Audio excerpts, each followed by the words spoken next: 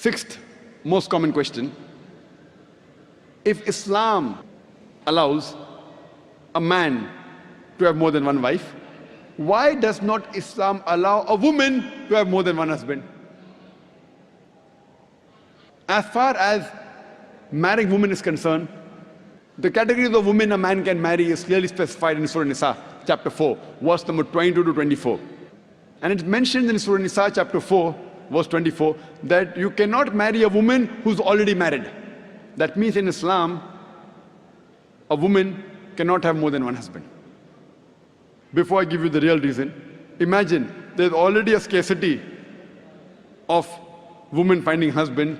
If a woman has more than one husband, this scarcity will increase. It will multiply the problem. Let's analyze what are the logical reasons that Islam prohibits a woman to have more than one husband. When a man has more than one wife, and if any child is born out of that wedlock, you can easily identify who is the father as well as who is the mother. But if a woman has more than one husband, and if a child is born, you can identify the mother, but you will not be able to identify the father.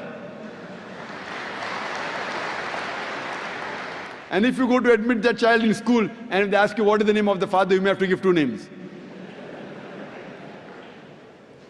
And today psychology, they tell us that identifying the parents is very important for a healthy childhood, especially the identity of the father.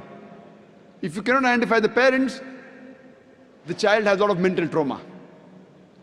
Today, after science has advanced, I'm aware that there is DNA testing and genetic testing where you can identify who is the father and who is the mother, though it's not very accurate. But even if I agree that maybe after a few years it becomes accurate, yet it has happened recently. All these years it wasn't there. And this is not the only reason why a woman is not allowed to have more than one husband. There are various other reasons. For example, today science tells us that a man is more polygamous in nature as compared to a woman. Today science tells us that because of the various behavioral and psychological changes that take place in a woman during menstrual cycle, she cannot do the role of multiple wives simultaneously. Whereas a man, he can do the role of multiple husbands simultaneously. Furthermore, if a woman has more than one husband or more than one sexual partner, and if all of them are loyal to each other, yet there are high chances that venereal diseases and sexual transmitted disease will emerge, and it can be retransmitted back to the man.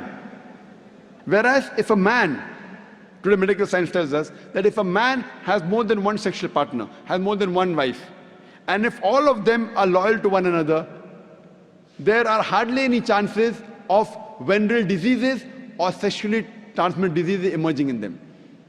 So scientifically also and medically, it's no problem for a man to have more than one wife, but it's problematic for a woman to have more than one husband.